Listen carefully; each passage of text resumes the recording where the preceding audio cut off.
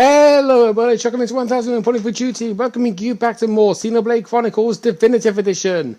In the last episode, we tried our hardest to do a little bit of story progression, but ended up getting a little bit of side quest over and done with, and had a lot of things getting in the way and stuff. This time, I actually did manage to pick up some more stuff along the way that was actually helpful for our team. I thought, I've been doing a lot of thinking to myself of what would be best suited for everyone. Excuse me. And even though these weapons here do upgrade Rhine's stats a bit, the Northern Pikes only have one empty slot, whereas the Tank Garter has 3. I'd rather keep the Tank Garter on just in case and do other kinds of stuff. Also, I actually got a few snapshots of the what I've been doing off camera. These obviously not relating, by the way. We got this because I was just randomly navigating some items, defeating enemies, and one particular enemy gave me green Iluka juice. And we need 2 of them for a quest, which we've already got 3 of, so you don't have to worry too much about that. And we was also dealing with these Itmos Upas in order to get Upa Ember.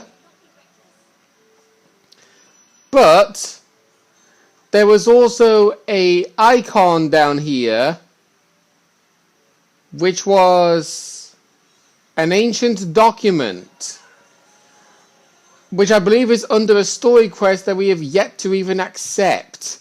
You have to jump down into the river from the bridges in order to get that. There was also a unique monster that we was tasked to defeat, but he actually was able to do spike damage. And I actually realized that you can actually get these gems called spike defense, which I've actually got a couple of. One of which I crafted myself, the other which I actually bought from the Nopon Arcsage. But they also gave us cool trunks and chrono shoes, which I think is really interesting. And this is actually another unique monster, the Shimmering Forte. The Shimmering Forte is a hard, unique monster to meet because he only is shown during extreme hot weather in Magna Forest. And the number of times I had to keep changing time just to make him show up in the daytime as well, might I add. He doesn't show up in the nighttime. You had to defeat him, and defeating him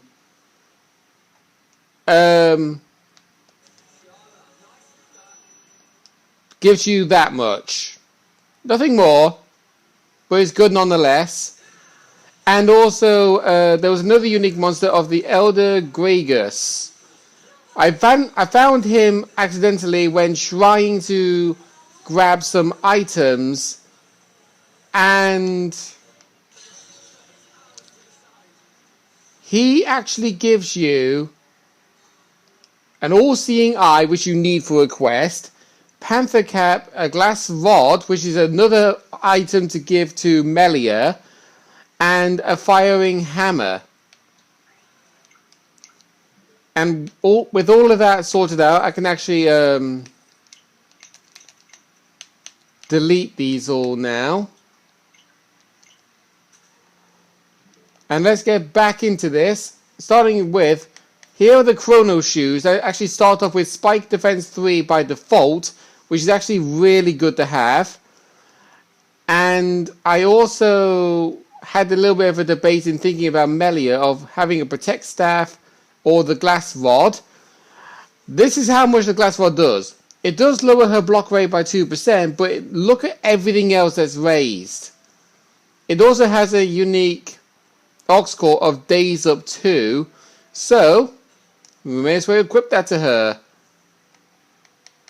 And we can actually now eventually do this whole different stuff business, but no matter. We've also got skill trees, so I will be focusing on the story progression in a bit. I see that Shulk is close to completing his humanity. Rhine has increased AP awarded in battle, but is close to further increasing its HP for diligence. We're almost done of Ricky's here. Dunban is close to completing this.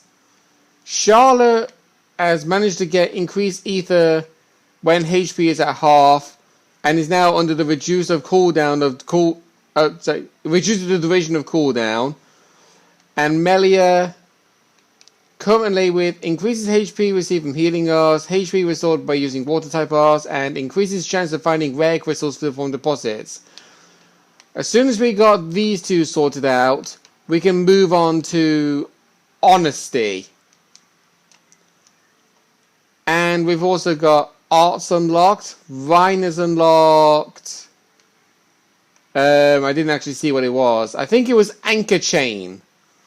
Aura that prevents knockback, blowdown, and aggro reduction, which actually sounds really good. Charlotte unlocked Heal Counter, which creates a special ether barrier that restores HP when attacked.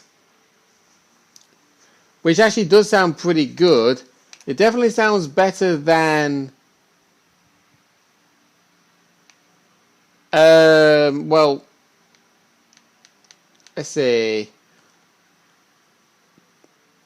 Okay, so this one actually absorbs some damage, so we may as well swap that.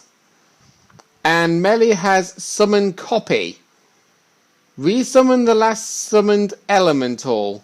Kind of thing. Okay, that kind of sounds a bit cockeyed. But let's see. Heal counter, we'll raise that up by a bit. Yeah, believe me, we've actually got a lot of AP on our characters. Let's upgrade Hammer Beat by a fair bit. Bone Upper. Sword Drive. I don't know where Reingard dives Sobot from. Use after Bone Upper to reduce agility. Okay. Wild Down, we definitely... Oh, never mind. Okay, so of all of the quests, we've still yet to complete this from Looper and a few other stuff. Let's see. Yeah, making a mixer. And we also got a new quest called What is Courage?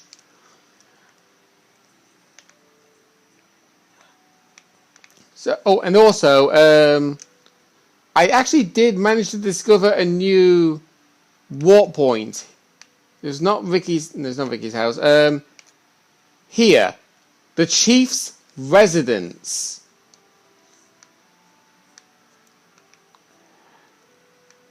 I think. Yeah, this is it. Because we went down over here and we discovered a new landmark trying to complete one of the quests. It actually caught me off guard because I didn't even know that this was actually here. But anyway, we're going to go to Colony 6 real quick because there's a couple of things that we can do now. Most of which completing quests, but also... Well, this is going to be all side quests for this episode today. Let's talk to Juju. We can unlock level 1 of Commerce. I probably should raise the volume a bit because I've got my fan on in the background. Sorry if you can hear that because I'm a bit warm in here. It's a bit of a warm day today, plus I had to do a lot of cycling.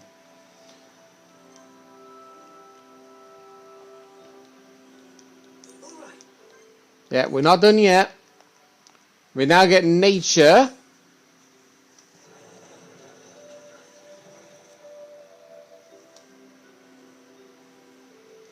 Doing this will actually unlock a lot of new side quests as far as I recall. But I don't know what level I need to be to actually unlock them, kind of thing. And then we got special.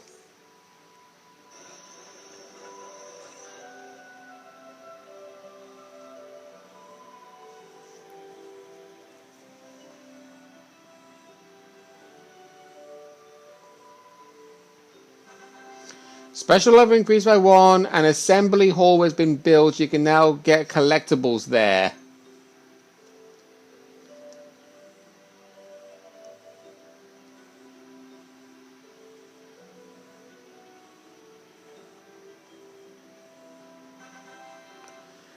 So there we go. Level complete, bonus of level 1. Street lights have been built. You receive a present from all the residents. An ultra small reactor, which is actually what we needed for the Gem Man's invention. And let's see what these 2 quest bubbles are. Insanity Mint. And another Insanity Mint. Okay. Speaking of collectibles, as we all know, we've 100% completed Colony 9, Tephra Cave, Bionis Leg, Colony 6, Ether Mine, Satro Marsh, Bionis Interior doesn't count, and Frontier Village. We are yet to complete Magna Forest because we needed 1 bitter kiwi, which we got for a quest. Because there was this quest, I was like, you need to get either 4 of one item or 2 bitter kiwi. And I believe the better one for you to go for is the bitter kiwi. So just bear that in mind. We get Sky Gloves for that. And then we have the Hades Beetle and the Scarlet Ladybird to get Slow 3. And completing this, Iron Wall Gnasher. Let's have a look at that.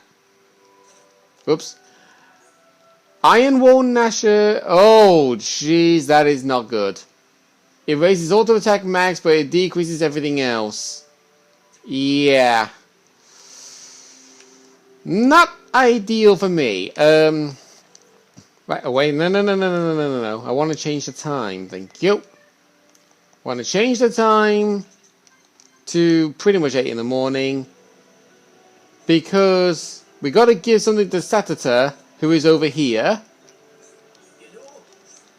Hello.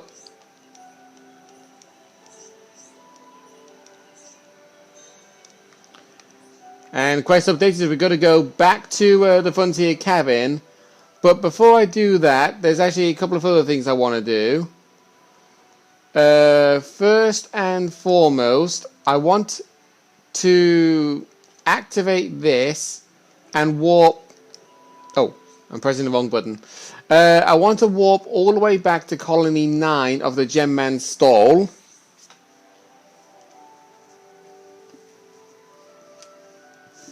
You can obviously see my reflection from the TV screen because it is still daylight out. So don't worry about that, personally. An ultra small reactor where I never... Now I can make it that mobile furnace. That's not right, that goes here, almost got it. And he did that just by folding his arms. So there we go. We now have a mobile furnace, so we can actually use this wherever we are. Oh, and there's a couple of other quests. Oh, there's actually a new quest in Colony now. Okay. So let's go over here and see if we've raised enough affinity between the 2 girls. Because I've been trading, actually, just to make matters absolutely better. See, Melia and you. Get Spicy Nut, Bright Fig. There we go. And then have Charlotte give something to Melia. See if we have any flowers. Oh, yeah.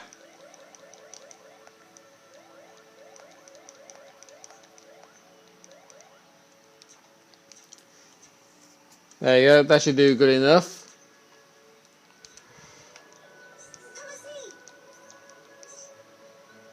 No. Still not quite there yet. Okay. So let's warp over to the military district, to the frontier, fortress entrance, sorry. Since there is actually a quest up here that we can do. And then we can go to that other exclamation mark down there. So it's up there. So make our way around. Emmy Lita. Just having a look. Strong dandelion and okay. Nah.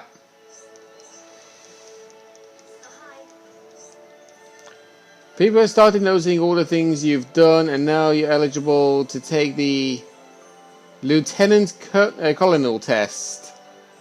If you beat the current Lieutenant Colonel, you will take his place. Then your dream will come. Okay.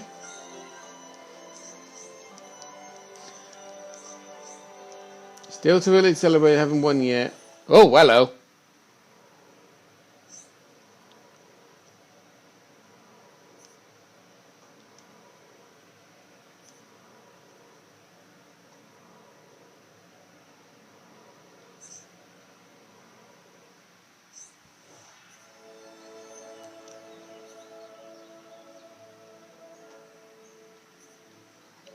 Don't stand a chance even if I start intensive training right now, but I might have better odds with a strong weapon and armor.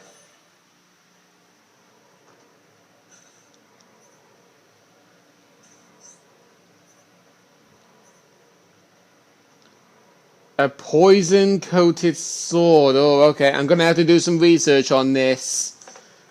I'm going to have to do some research.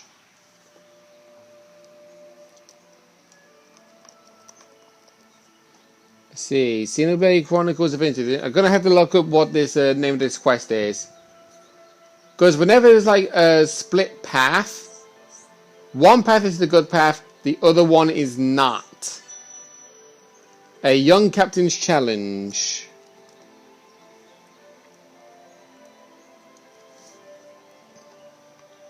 Let's have a look. So we have find the Nopon Claymore and find the Carbo Shield. So the quest has two paths in which the party must choose between getting her a Nopon Claymore or a Carbo Shield. If the Nopon Claymore is chosen, Miller will offer a young captain's revival upon completion of this quest. Otherwise, a young captain's trust will be offered. Both routes will result in a loss of affinity with Colony 9. Oh, jeez. Oh, God. Right, okay.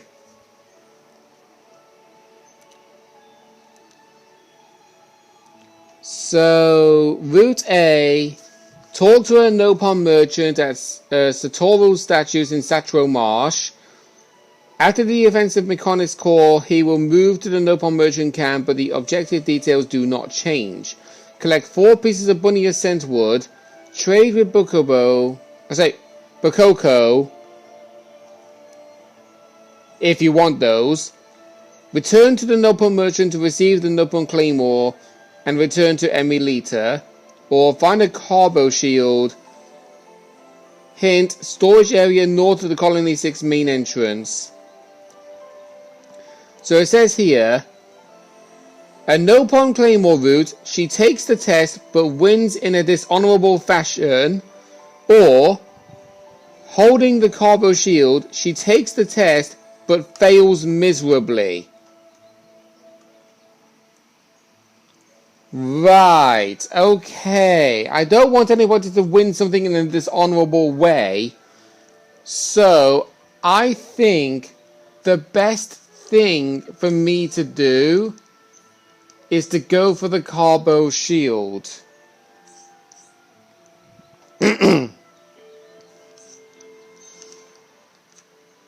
Right. So we'll go to Colony 6 then. Go to the main entrance.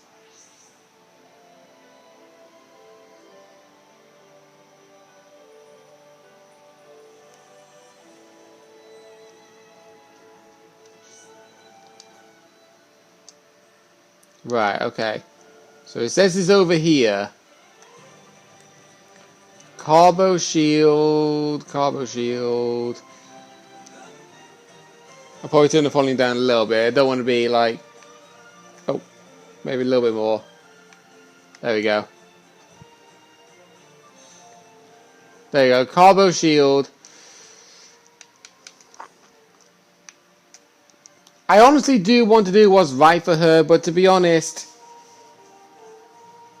if you win something in a dishonorable way, I think it's fair to say that you're not going to be getting much friends. If you want to try and earn people's respect, then you have to show that even though you lose sometimes, you can still fight back in certain scenarios.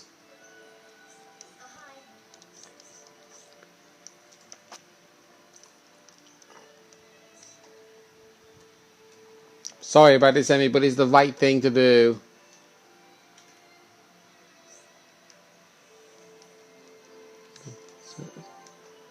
What's the point in doing it? Oh, still here. You expect a reward.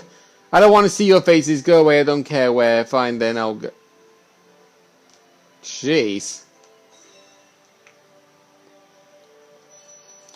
So, if we actually took the A route, Emmy Lita would gain trust with Miller, hate Kantz, and have sympathy with Raoul. But if you went for the B route, everything would be exactly the same, except for Raoul, it will be distrust. Right, okay. So we get a Purity Striker and a Sweep Gauntlets. Right. Let's have a look at those. Purity Striker, yep, that is awful. God awful. Sweep Gauntlets, no. Does raise the defense and lower the weight for Rhine. Nothing for you, nothing for you, not you, not you. Okay, so let's have a look for Rhine then. So this one has by default strength up 2. So, if we go here, okay. So it lowers your auto attack, your strength, and your physical defense, and also your strength up business. So I think I'm not going to equip that. Right. We have actually gone over the time. Wait, reputation change? Wait. Alright, whatever. Okay, we have actually gone over the time limit for the episode, but very quickly. The mission that involves making a mixer involves coming in here, so we're just going to do that real quick. And then we'll be able to end off the episode.